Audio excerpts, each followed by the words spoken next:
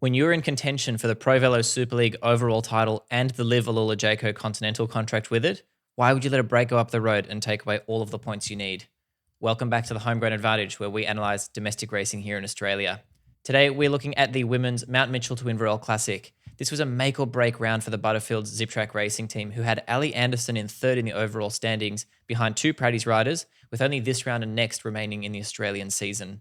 These are the standings coming into round 5, and you can see Anderson has a bit of ground to make up if she wants to unseat Praties at the top of the standings. She'll need a big result here going into round 6, which does actually suit her characteristics quite well, so it's not all over heading into round 5. Praties either needed Sophie Ma or Talia Appleton to get a really solid result here, or potentially let a break win, because if that happened, they would absorb all of the points and it would help them protect their lead.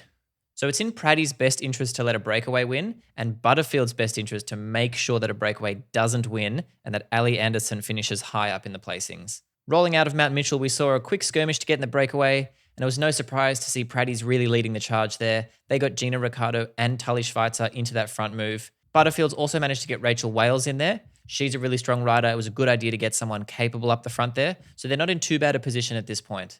Check out the front of the peloton here, though, when the break is extending the gap. Look at how many Praties riders are here. They're getting in the way of anyone that wants to chase or manage that gap early on. And you know who I don't see? Butterfields. Meridian Blue, they've got one rider in the break, and they've also got one rider up the front here. I also think they're a pretty good chance of winning from the bunch. So their rider up the front, Riley Ackroyd, she had a bit of pressure on her shoulders to make sure that she was going to win from that breakaway because she had a few good options back in the bunch, like Lauren Bates. This is the break pushing on, and you can see everyone rolling pretty well, including Rachel Wales from Butterfields. I really think she should be sitting on at this moment, marking the move, so that in the worst case, if that breakaway does end up staying away, she's fresher and she's got a really good chance of winning from that group. To make matters worse, Butterfields are also riding the front of the peloton to chase the break while their rider out front is actively making it harder for them.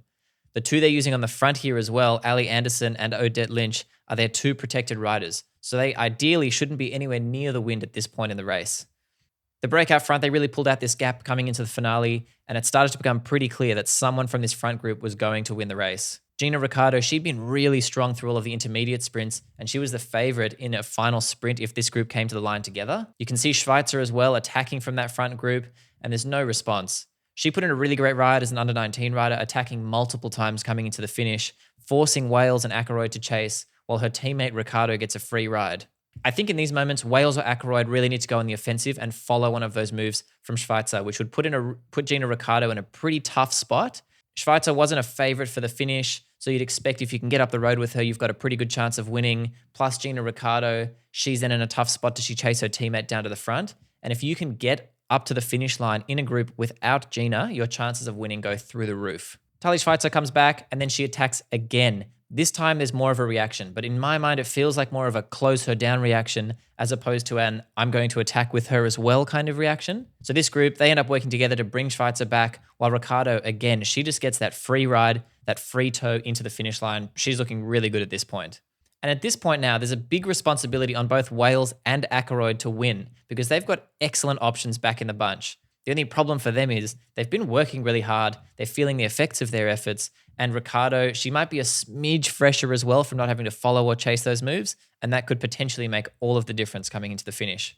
As they're coming towards the finish line here, I think Rachel Wales, she got a little bit excited. She launches the sprint really early. She's hitting out here with about 400 meters to go. And she's got Gina Ricciardo locked on the wheel. It's almost a perfect lead out. For her, it's about a 25-second sprint. Ricciardo, she's just sitting there waiting for Wales to slow down, and then she comes around. Ricciardo was actually cramping in the finish and couldn't stand up, actually. But Wales, she just went too early, couldn't hang on. Maybe if she waited a little bit longer, she might have seen a different result. So Ricciardo and Praties, they take the win. They're pumped. They win the day, and they take all of the points away from their main rival, Ali Anderson from Butterfields. Here's what Gina had to say after the finish. Pretty special. I mean, it's like such a classic, on the calendar, and it's been going for so many years, and it's been like now 5 or 6 editions that we've had a women's race. So it's really special to get my name up on the board. So Gina Ricciardo, she takes the win here ahead of Rachel Wales and Riley Ackroyd, while Sophie Ma holds onto the league leaders jersey heading into the final round. Let me know what you think. Where did Butterfields go wrong here today? This weekend, we've got the Q Tour. It's the final round of the ProVelo Super League. It's going to decide the overall. It's going to be a really big one. I'll catch you on the other side.